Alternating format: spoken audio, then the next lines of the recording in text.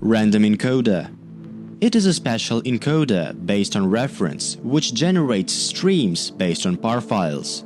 Par files give a full description for the random encoder as to which syntax elements should be used in a particular stream. The random encoder is able to generate cases unattainable in real-life video. You can override syntax elements for every frame and every coding block.